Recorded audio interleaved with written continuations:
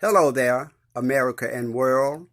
This is Harry Inge, and I'm coming to you just to share my thoughts on some of the terrible things that are going on in this world today. The killings of our black men and our black race. You know, this happened even back in the Bible days, before Moses' time. Pharaoh had got concerned about the Hebrew slaves growing in numbers and in power. So he decided to send a decree out to kill them. But before that, he decided to oppress them, keep them down, keep them from moving forward. That didn't work. They still grew. Then he got together some midwives and instructed them that every Hebrew boy child that's born, kill it by putting it in the Nile River. Well, they didn't follow those instructions. So the Hebrew slaves grew more and more. Look at America today. They brought blacks over here in this country as slaves, and they never intended them to be anything else but slaves. But through the miracle working power of God Almighty, they found some type of freedom. And they did everything they could to keep the black race down. They oppressed them. They started lynching them to put them in a state of depression and keep them down. But they grew. Then they decided to build jails. And that couldn't hold them. They continued to grow. Then they used the welfare system, the criminal justice system, to keep them down, to destroy them. But they still grew. See, the devil tries to break your spirit. If he could ever break your spirit, you are broken. But they grew. And we are still growing today. And they are afraid of the numbers and of the power of the black man. So they're doing exactly what Pharaoh did in the end. Since nothing works, kill them.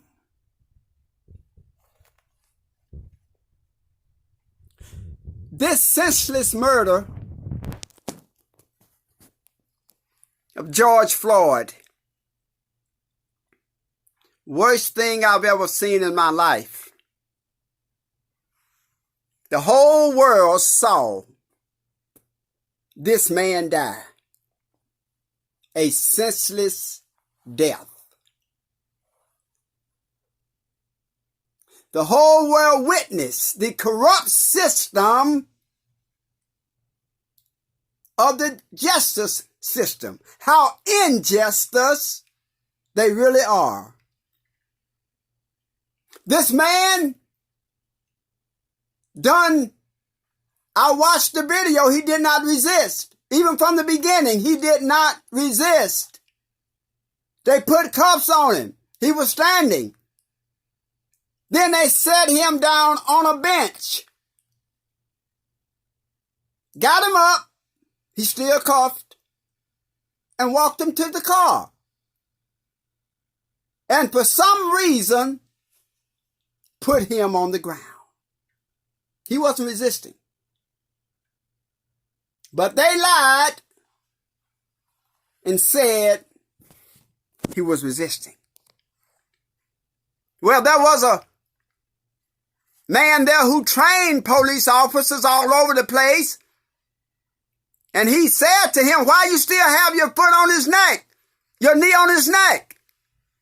He said, well, he's resisting arrest. He said, he's handcuffed. He's not moving.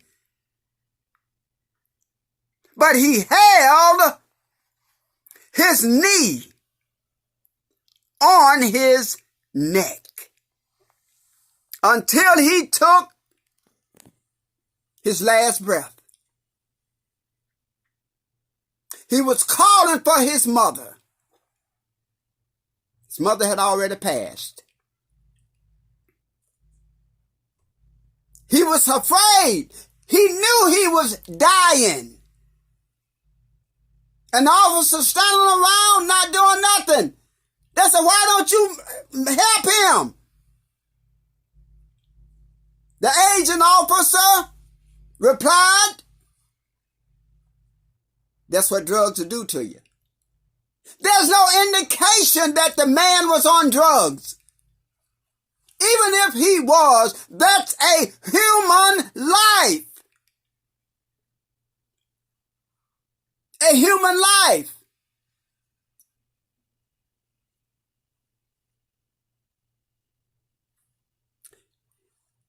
That's somebody's son. Perhaps somebody's father. Somebody's brother. A human being. And he stayed there even after the man was dead. Wasn't moving. His body was lifeless. He still held his knee on his neck. People around, all around, pleading with him. But it was a plan to kill that man.